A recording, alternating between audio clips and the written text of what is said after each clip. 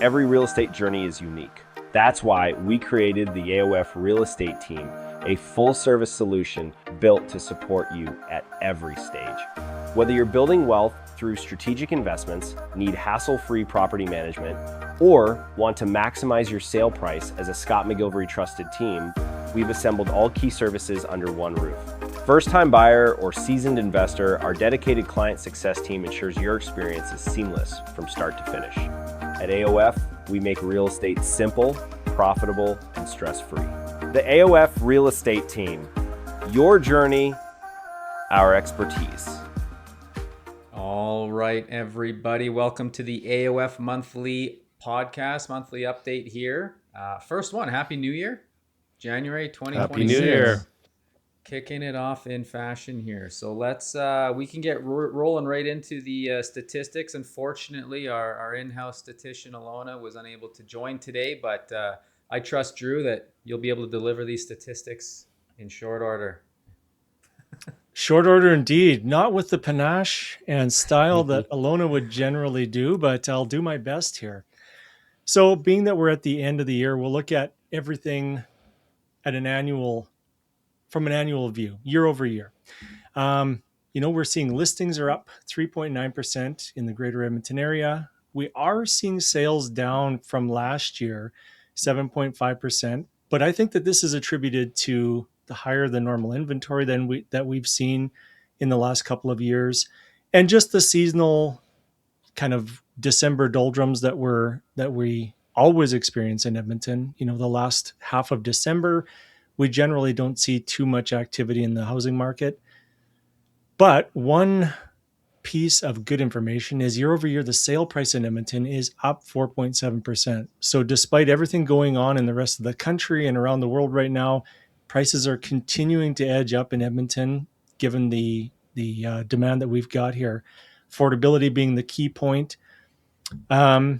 The monthly inventory we are seeing right now is about 3.4%, which is 3.4 months of inventory, which suggests more of a balanced type of market that we're seeing.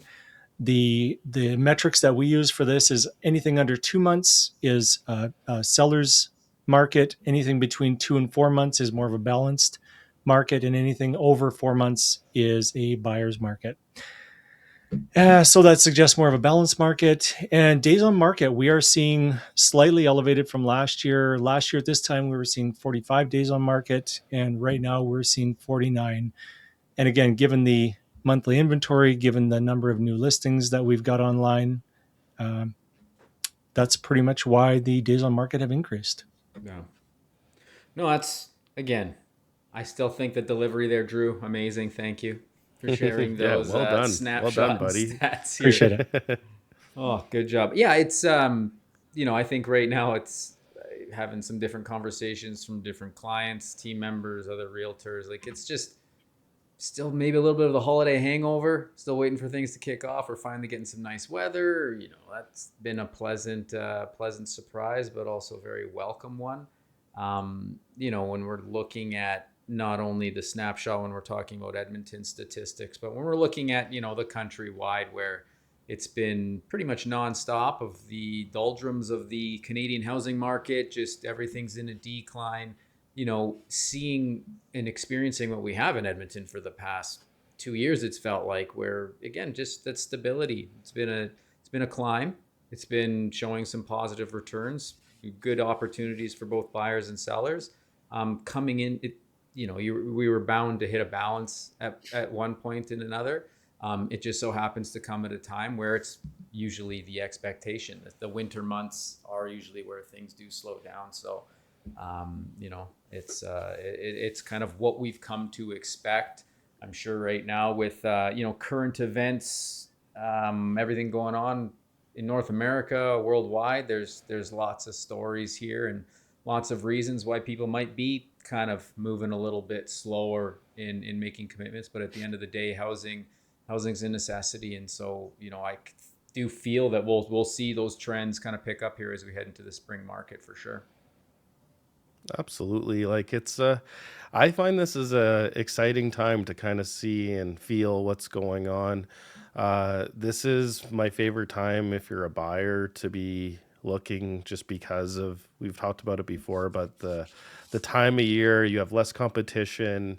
Edmonton actually, I think we had 430% more snow in December than our 20-year average. So we have tons of snow. Any of those buyers that are coming to do a showing on your home in the last, 30 days, they were super motivated. We had, listings that had sat for a little bit longer than we wanted, probably around the 60, 70-day mark, and then went into multiple offers. So it's not your normal super red hot market, but it's balanced, like Drew said. And when he was talking about the stats, really everything makes sense, because there's just more listings. More people are more comfortable listing right now than they were a couple years ago, because a couple years ago they were worried if they list, they're not going to find a new home. It was just so hot, it was insane. But now that there's a little bit more inventory, we're getting more listings because people are more comfortable. They know that they're probably going to find a home they like, and they may not have to go bid over list price like it was. It wasn't a fun experience for buyers for a while. It's a little bit funner time for them now. So it's also easier to list your home and take a chance and move on from there. So I think the stats make a lot of sense, and we'll kind of be paying more close attention to the spring market. I think that's a better economic indicator for us. But like I know Luke had brought up a point earlier before we hopped on the call about rents. Even like, we met our property managers a week ago. Despite all that precipitation of snow and craziness, they've been killing it, filling properties, even in a month where a lot of people just call December a write-off. So I'm really excited to hear that. And I think there was something about Edmonton being the only one where rents went up. Was that the number? Yeah, so Kel? it was from like rentals.ca and Urban Nation. They send out, I believe it's kind of the midpoint of each month. So it aligns kind of similar to when we're doing our monthly update, but I can read it here, and it's just talking about among Canada's 6 largest markets, annual rents declines remain steepest in Vancouver, where it dropped 7.9%. Toronto dropped 5.1%. And Calgary dropped 5%. Vancouver and Toronto rents fell to their lowest level since early 22. With 2-year declines of 13.3% and 11.8% respectively.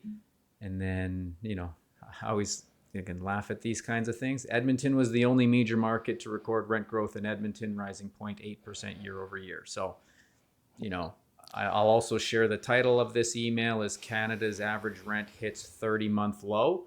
So again, the major markets, as we've talked about on this monthly update for a while now, doesn't always replicate what we're experiencing in micro markets, and specifically not just in our province, because included in that kind of drop was retraction there was Calgary, but within Edmonton we are still seeing, again, I'm going to say 0.8%, but when the rest of the country is retracting, we are still seeing some growth, and which is kind of uncommon in the month of December. However, there was a lot of conversations about supply and what that was doing to the rental market. For rents to increase when there's also conversations about there being supply or an oversupply, it's where kind of the rumor mill sometimes isn't necessarily always true. And so again, there's going to be pockets. I remember from the conversation with the property management company, there's pockets that they're seeing more action, which is, again, standard. There's product types that might be seeing more action than others, but it's definitely sometimes what you're reading or hearing isn't necessarily what the boots on the ground are experiencing. And again, that's why you put your trust into advisors, put them trust in the AOF team, because that's what we're doing. That's what we're doing, and we'll continue to do so.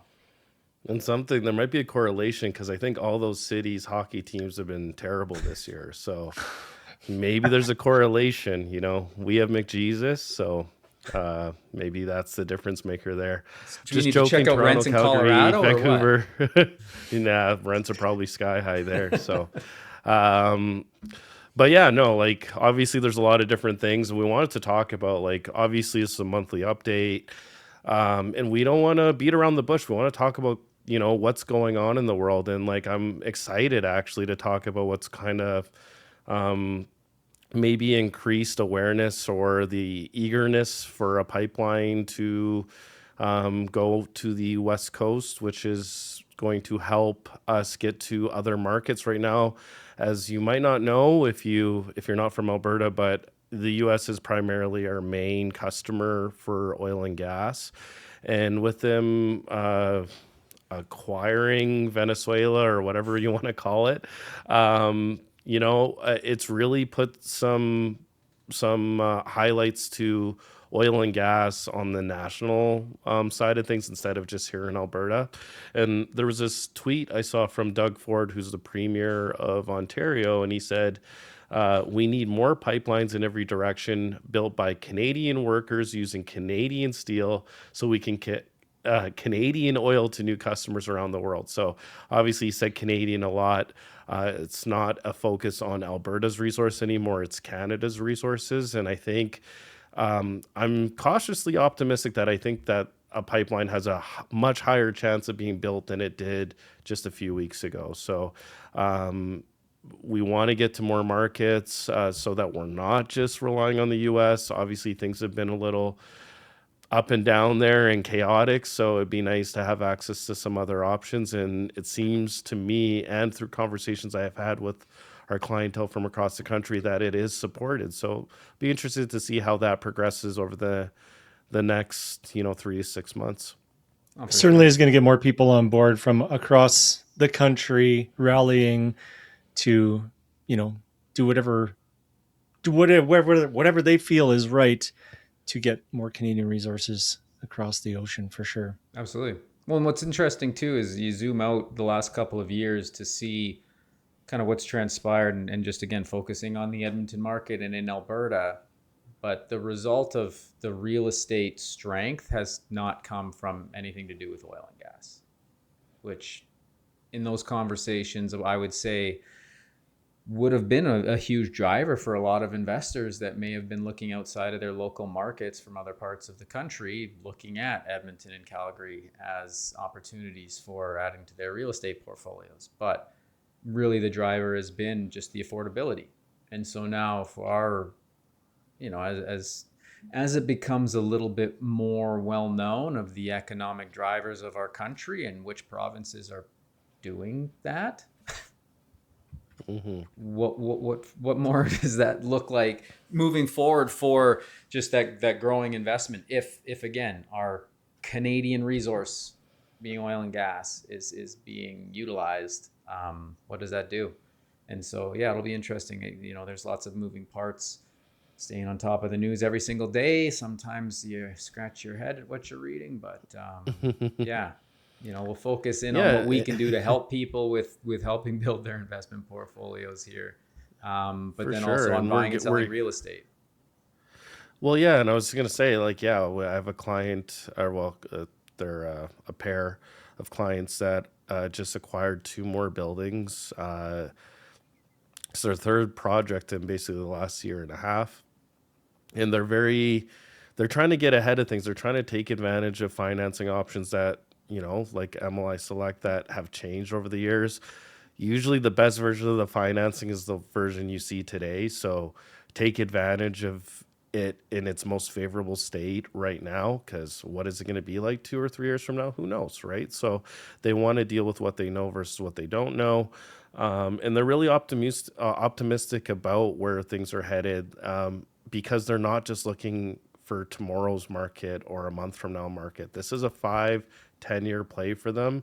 So they're really excited about the projecting of what Alberta and Edmonton specifically can do on the investor side of things. And they've acquired their 3rd project here because the other ones have filled so quickly and have provided results. So why wouldn't they move forward again?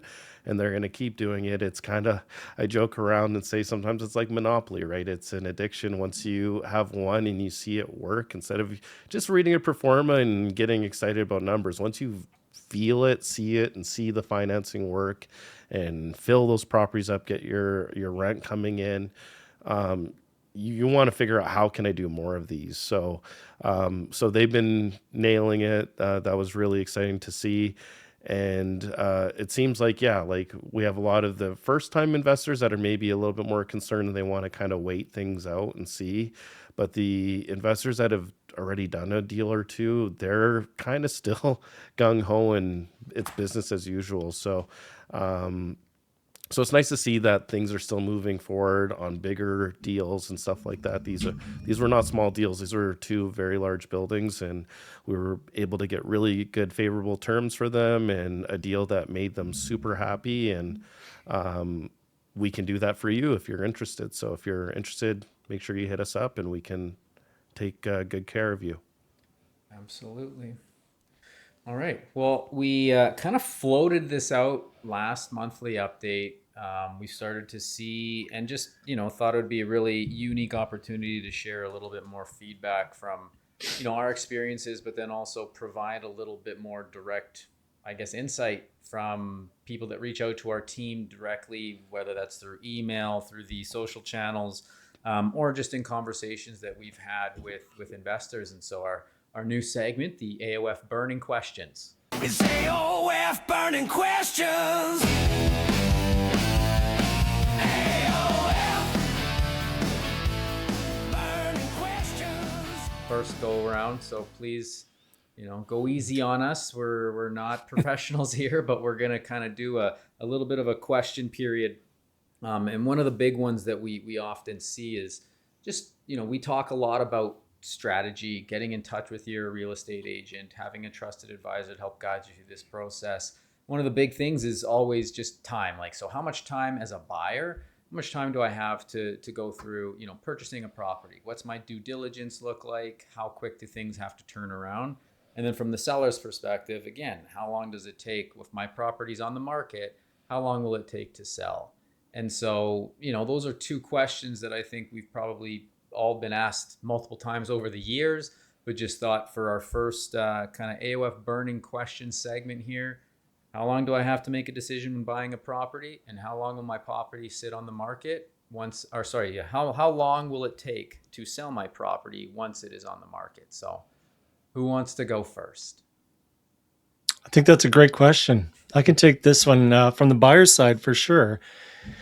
How long does it take for me to buy a house? Well, where a lot of people get hung up is how many houses you actually have to look at, and I've got clients who have looked at one or two houses. I've got clients that have looked at 10 or 15 houses.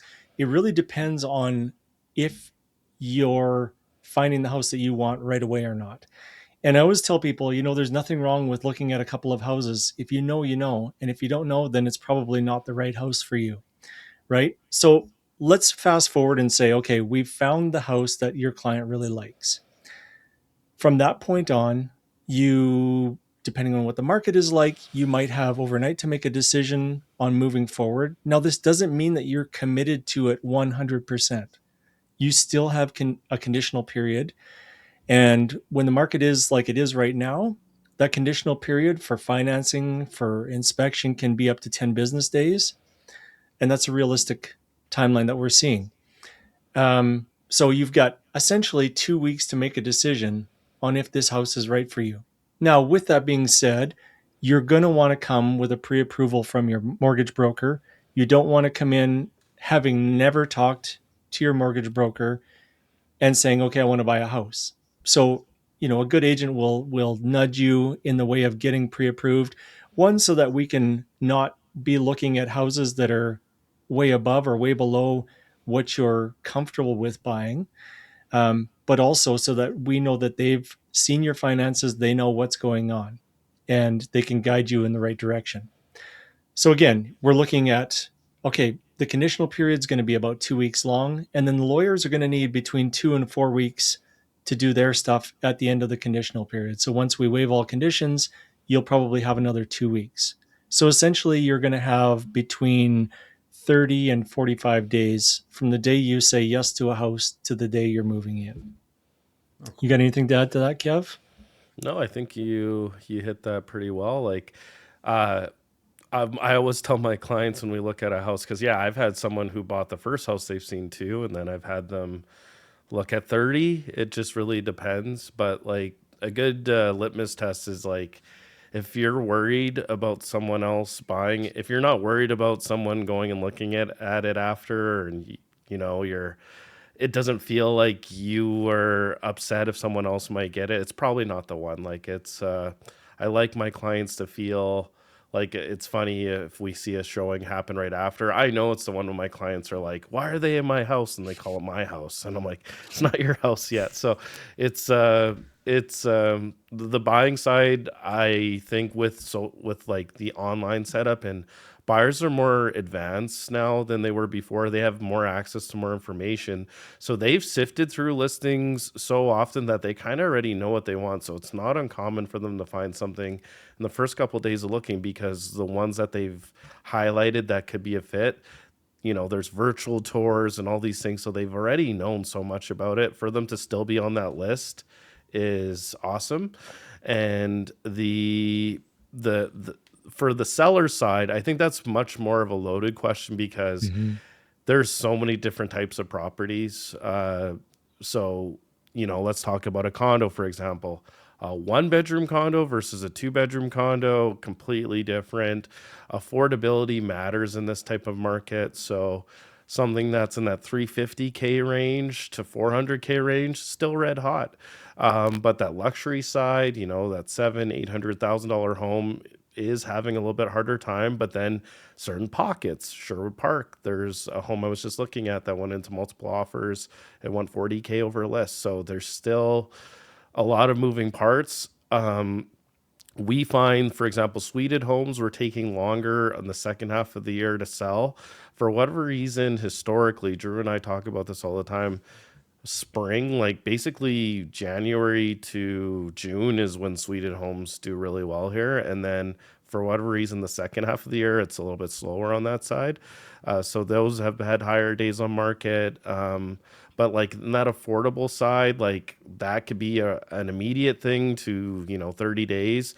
What was the average days, Drew, that you said? Was it 60 or 49 days on market. 49 days? So yeah, so like the averages, it's like it's a lot harder for me to say, okay, this is the exact number of days. What would happen is if we were reviewing a listing that you guys had, or a potential property you want to sell, I would give you a days on market based off of the market data that we're getting in that specific neighborhood, because it's so regional and price specific that it you know, I would need like an hour podcast just to talk about days on market for different types of projects and then where they're located. But so yeah, like with that being said, I'd have to talk to you a little bit more, but I would say the days on market number there is the safe number we could use at 49 days. But like it could be a lot sooner with different types of properties, and it could be actually quite a bit longer on other ones too. So we'd want to kind of review that. That's the average with all those types of property types combined into one statistic. Yeah. No, and like the insight, I appreciate you both kind of sharing there. And it's interesting because everything that we've said too, you know, if this is a burning question that you have as a listener, reach out, because it does require a little bit further analysis, and it can also change in 2 weeks. So, you know, those timings can be very specific to where and what, and, you know, in that price range. And so, yeah, it's a question that we often do get asked. So it's kind of a fluid answer, and will also vary from, you know, single family homes to multifamily. Like there's different periods of time for due diligence when it comes to, you know, different appraisals, environmentals, and even the financing side. Things do change when you're evaluating some of the multifamily versus single family. But again, those are where getting in touch, having that conversation, because there isn't a one size fits all kind of answer, as it is fluid. But, you know, something that, like I said, as a burning question for somebody, reach out. That's definitely something that we can help with if you're looking to buy or sell. Again, these are the kinds of things that putting your trust into an advisor, someone like one of the members of the AOF real estate team, this is what we live and breathe every single day. So we'd be happy to help. Other than that, is that it? That's a wrap for January? 2026. That is, Wrap for January. All right. We'll see you in February. We'll see you next month. Thanks everyone for listening. Gentlemen, Right, thank you bye, for guys. joining today, and have a great day. It's simple as 1, 2, 3. AOF's got the recipe. Simple as can be. Trust in us and you will see. We make real estate easy. So easy, believe me. We're here to serve, give you what you deserve. All under one roof, that's our proof. It's still the last one to me.